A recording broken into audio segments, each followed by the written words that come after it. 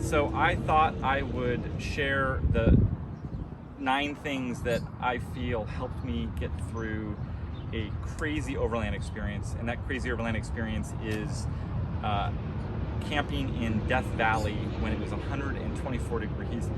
The irony is I actually didn't even make this video till my way home because it was too hot. And doing it outside, except at night but then I was doing other things, was just didn't work out. And the other ironic thing is it's only 102 here, where I stopped to do this really quick recap. So the 9 things with relatively in an order of priority, and number 9 being except number 9, which I've saved for the end.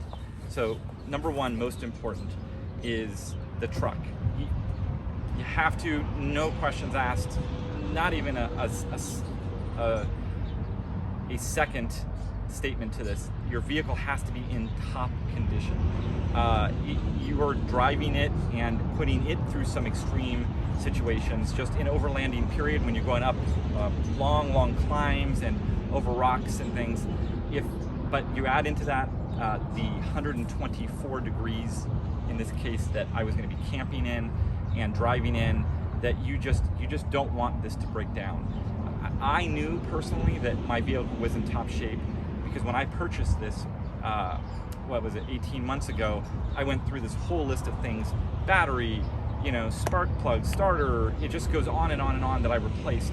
And I had a couple nice things that happened. It sounds kind of funny, but when my mechanic, who I love, said, "Hey, your radiator has a small leak in it," I said, "No question, let's replace it, and the cooling system." So mine not only has a radiator and a fan for that to cool it down, but it also has a special radiator for the transmission and to cool that down. So I knew I had essentially relatively a new cooling system, which was ideal for this. So if your vehicle is not in top shape and you're not 100% certain, then don't go on it. Second item, friends. Who you go with is really important. Again, especially in this extreme case, I would always go with somebody when I'm overlanding in these or in any conditions. But in this particular case, with it being so hot, you really want experienced people, which I had going with me, because everybody brings a different skill set to the table, which really can benefit in the unplanned events. The third item is hydration. And I actually carried this around with me the whole time, which is a hydration pack. And the reason is that it holds a lot more water than just one bottle. So if you go off on a hike or go to explore certain areas, you have a lot more water with you. It's safer. It also reminds you to kind of always drink it. So even when I'm driving in my truck, I was constantly sipping from it, and I never had to worry about, oh, is my water bottle almost empty? So I would fill it up every morning, drink it, and then fill it up again during the day if I needed to. You also don't want to rely on just water. Hydration is really important to get electrolytes and salt and other things in your system. So I also drank one of these each day. There's a ton of different ones out there for hydration. Then getting to layering. So the layering is also of critical importance because you're protecting yourself from the elements. Just like when you're camping in cold, really cold weather, you wouldn't go out, with your skin exposed. You'd have jackets and so on. So you need to do the same thing for hot weather. And hat, sunglasses, put on. I have a long sleeve shirt, very light. It's meant for hot temperatures or a lot of sun. I think I got made fun of a little bit on this trip at the beginning with having long pants, but these are very light camping pants. And the reason is that I found them very useful, is that it protects from the sun. When I'm outside, sun doesn't get to my legs. I don't have to sunscreen my legs. I don't have to do anything. It actually keeps me a little cooler, believe it or not. And then I had boots on, and they are a little bit warm, but not as close to as warm as the ground was.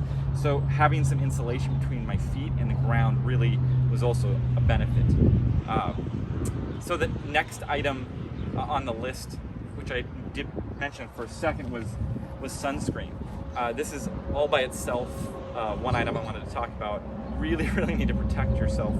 And so, but because of my layering, I only need to put sunscreen on my arms and my kind of neck and face. So it made it really easy to reapply when I get out of the car. The let's see, next item would be knowing your system. So really understand the equipment you bring and how you're going to use it and so on. So I ended up not having a rooftop tent. I took it off this time because it was just me and I slept in the car. But friends that I did go with had a rooftop tent. So if you have one, make sure you know how to open it and close it really quick and easy and efficient because it could be hot. Just think through that piece. The biggest piece of equipment for me was my Jackery 500, which is my battery, and my Dometic cooler. And my Dometic cooler has a refrigerator and freezer side to it, or it can be all refrigerator. And I have experienced that my battery and the Dometic the battery can't keep up with the Dometic cooler when it's hot out. So if it's 90, 100 degrees, say 100, that I end up using more power than I have. So if it was 100 degrees out, my whole system would use about 60 to 80 watts per hour to do my charging off my inverter that's part of this Lexus can only charge my battery at 80 watts. So it means that if I start at, let's say 25%, right? Say 100, 150 watts of charge in the morning when I wake up, if I'm consuming roughly 60 to 80 watts every hour and I'm charging it at roughly that amount, it means I'm not going to gain anything, which means the second night I'm kind of hosed because I would wake up with a dead battery. So I actually stacked the deck in my favor, and the freezer side, I got it cool to 7 degrees before I left, and I put my tri-tip in there frozen. I put some lemonade for everybody frozen, and then I put some bags of ice in it. And doing that gave me a reserve of really, really cold space. And then every night before I went to bed, I would knock that side of my temperature down. So the first night I left it at 7, then the second night I put it to 17, then 27, then 37. And so it helped just sort of draw off my freezer side to keep everything cool, with the final night having basically at all refrigerator temperature. But even with that, I still had ice the last day. So that system or that pattern really worked for me. And I would just give it some thought for yourself. The next item on the list is comfort. Really want to make sure you're not miserable. So have little things, some drinks you like. You know, when you get to camp, so I take off my boots and I put my flip-flops on. I would get a cup out and have a drink with ice, which I now have. So it's little things. When I'm sleeping at night, I may just thought through like how might I have airflow for it, because if it's really hot at night, you need some airflow, otherwise you just won't get any sleep. And so again, thinking through some of the comfort elements that you're going to need or do was really, really valuable. And I think I probably missed something, but my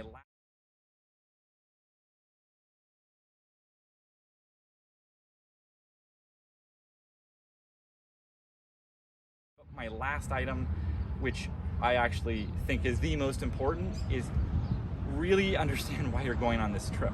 If you're going to do something like this, you need all the other things to be there too, but make sure there's a reason you're about to go camping in such extreme temperatures, whether it's cold or hot. It is dangerous.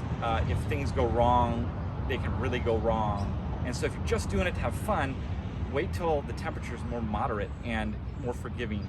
I went for 2 reasons. One is that I hadn't seen a lot of these friends for a long time because of COVID, like I'm sure many of you have been distant from people you care about and wanted to see.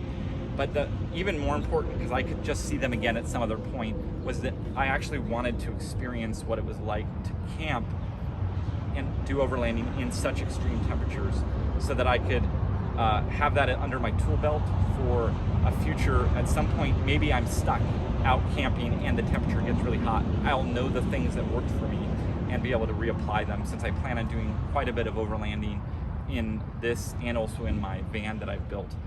So I did it as a learning experience, and because item number 2, I knew the friends I had were very experienced, it was a good time to do it. So that's why. But if you don't have all those things, and even if you do, just make sure your reasoning is kind of sound. Otherwise, just put it off until the weather gets better, and you'll have more enjoyment. All right, with that, hopefully this was helpful for you guys, and have a good one.